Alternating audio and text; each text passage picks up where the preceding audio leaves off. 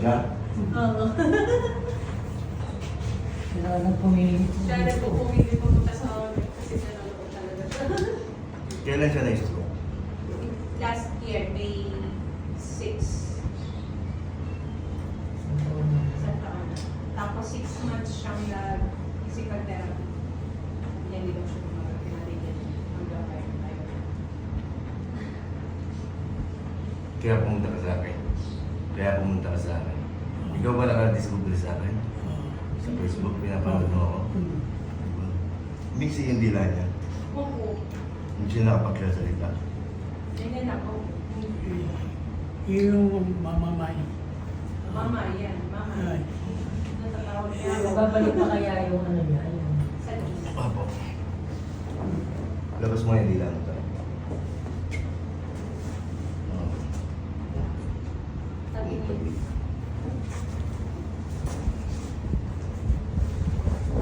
Binama na siya, ano? Oo. 78? Nadaganyan niya kasi lagi yun eh. Yung kabilang side.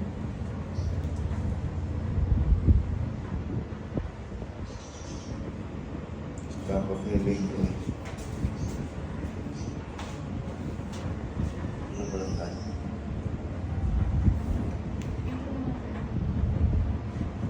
Stack up na rin ito. Ito na itataas. Kanan ang tinamaan sa kanya.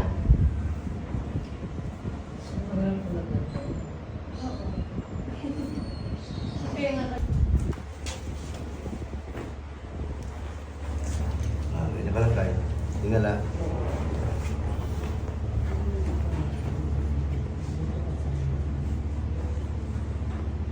Hinga ka lang malalim tayo.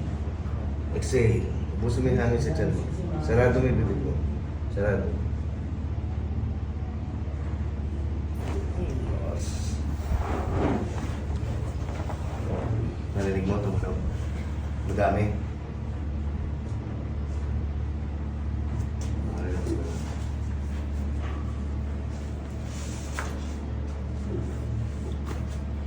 Lalamuto ka lang.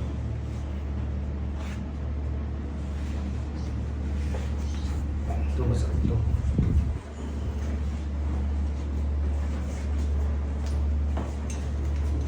Nagkaroon siya ng ano, ubis. Ubis ang tawag dito. Nagka-ubis yun. pero ganyan na siya kahit kung bago pa siya matatagal. Kaya nga. Kaso parang- Mataba talaga siya noon. Kaso ang tawag dito talaga, ubis. Kasi lawlaw yung hindi ano yung firm yung pagkataba niya. Hindi firm. Ubis ang tawag niya.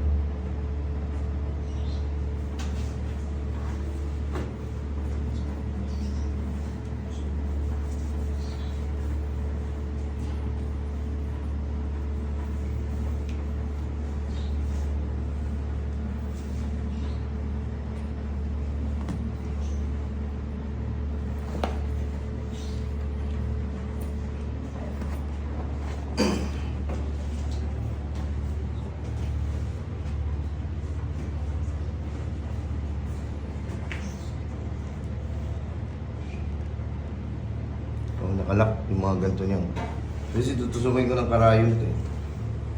Para gumalaw. Matanggal yung pagkakalak.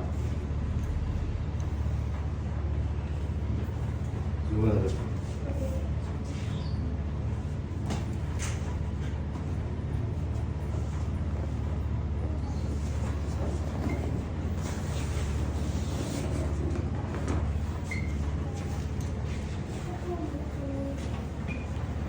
Upo po.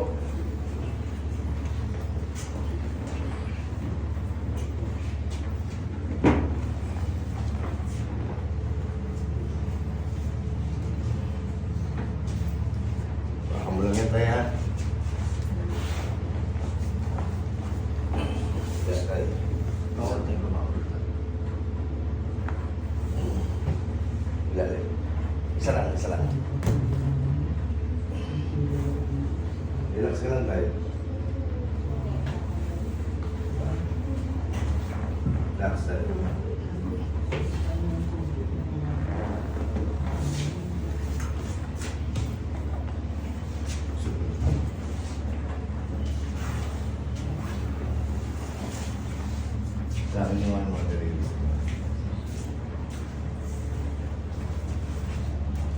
Relax lang po tayo.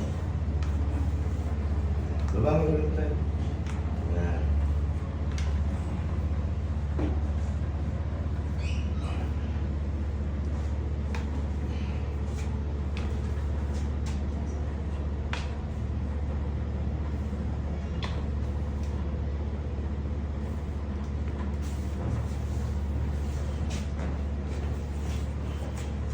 Umihit lang.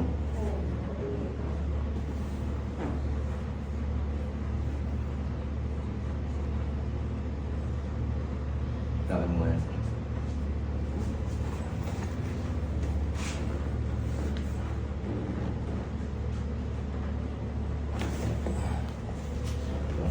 Sana, ako lang. Wala mo.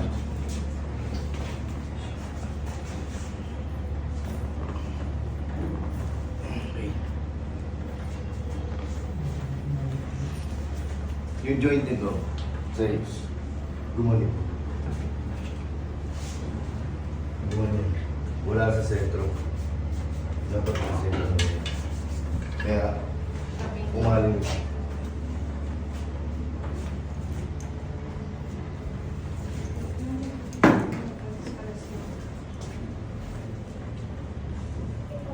Naka-wheelchair lang siya. Opo. Matagal, isang taon na.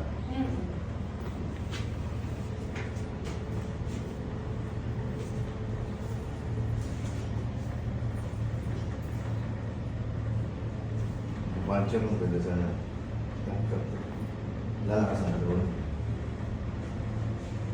Lagi punta na punta dito. Sa puncher, lalakas na doon. Maring makalakad siya doon.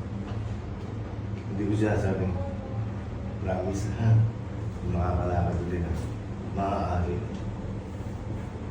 Tapos, hindi lang yan. Makakapagsalita siya yun. Yun, assurance ko yun. Makakapagsalita siya yun. Yung lakad, hindi ko ma-assure na makakalakad ulit. Kasi pumaling ito. Pero kung pagkakatapat ito si tatay, pipilitin ko yung panin. Ibabalik ulit sa dati. Kasi malutong na to. Yun nga din sinasabi namin, sinasabi namin sa kanya na may edad na siya yung mga buto na malutong na hindi pwedeng yung kilot ng dito. Kaya ako puncher ang kailangan. Kaya nga, guantes.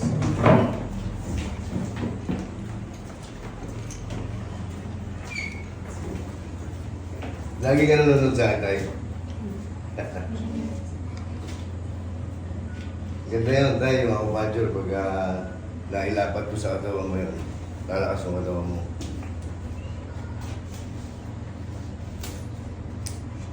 Open mo yung bibig mo tayo. Labas mo yung dila mo. Relax ka lang, ha?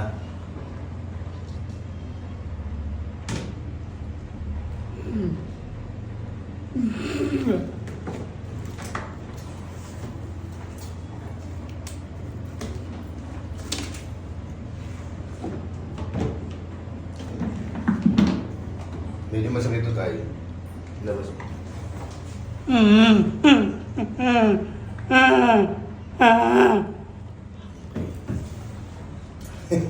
Sorry ah. Okay ka lang? Medyo masakit lang. Para lang kumain ka ng sili. Yan, napala mo, kanonood mo sa akin. Pero gagaling ka. Yung salita niya, babalik. Kasi tutusukin ko siya dito.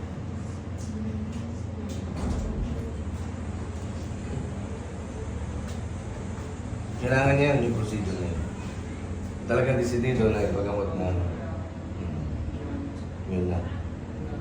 Kasi pag hindi mo pinatherapy ito, hindi lang sa akin ha, kahit saan pa therapy nyo. Patagal na patagal. May ina siya.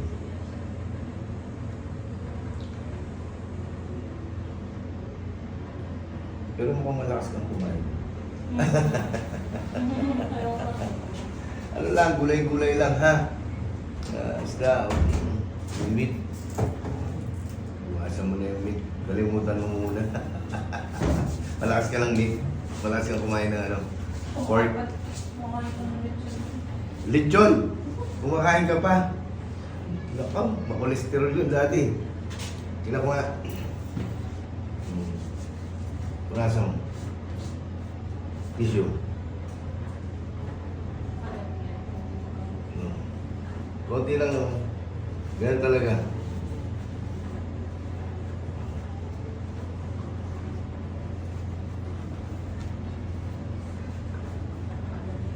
Mabagat niya yung dila niya. Ayun.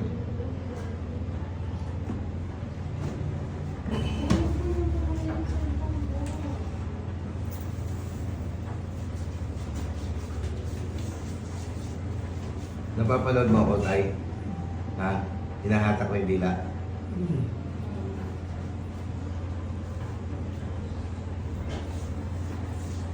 Para daw makakanta na siya.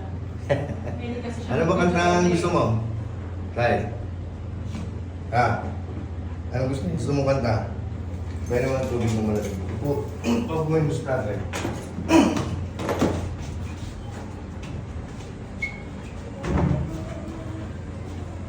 Maganda yan yung acupuncture na parang Ayan. yun ang tamang procedure.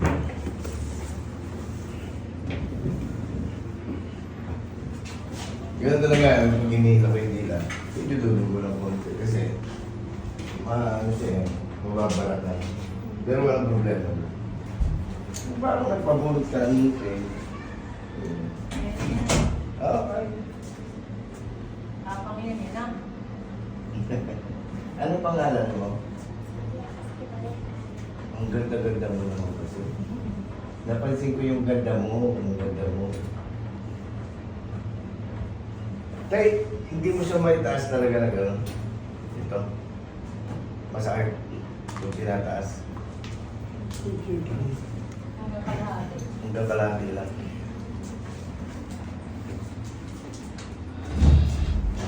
May tissue. Kaya ganyan. Ayun o, lumabas na yung buto. Na ano ba, nadulas to? Hindi po. Talagang gano'n, pag ikaw once na-stroke ka, 50% ng joint mo, mawawala sa tamang linya, pabaluktot na. Hihilahin kasi ng muscles. Hawak mo. Kanya na, umalis ka na.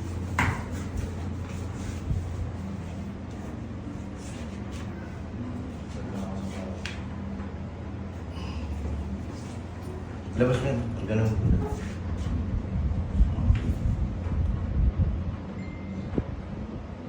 Ayan, gusto. Pagka once na umatras yung dila mo, magkakaroon siya ng pronation na ayun, papaling.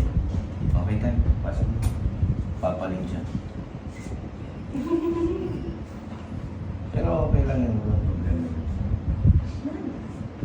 Tapos, painumin nyo siya ng tanlad tsaka luya. Paglagaan yung tanlad tsaka luya. Yung kailangan malamig lagi, iinumin niya. Pakukuluan nyo muna, tapos palamigin. Lagyan nyo na lang ng honeybee. Kasi sumalasan. Para medyo tumamis. Araw-araw mong gagawin yun. Sa umaga, isang baso. Sa gabi, isang baso. Para yung sore throat na, yung esophagus na, yung bacteria na kumapit sa esophagus na, malusaw na. Kaya yun ang purpose ng tanlad tsaka luya. Maganda yun sa stroke. Lahat kasi ng mga nerve niya papasok sa ugat niya. Halo sa dugo.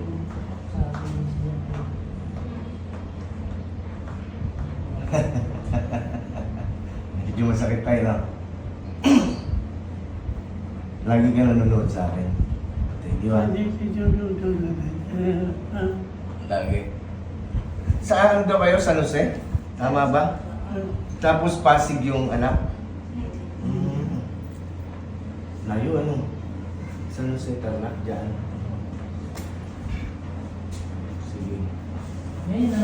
Nakabit marami sa Pasig. Nasa Pasig na Wala po na kayo. nakatira dyan sa San Jose. Mula ng maestro. Wala kasi lang, dalawa lang kasi lang dyan. Kaya dalawa lang kasi kami eh. Sa bahay. Malaki bahay dito. Maliit lang. May duyan. Rin mo yan. Lolo, kay Lolo. No?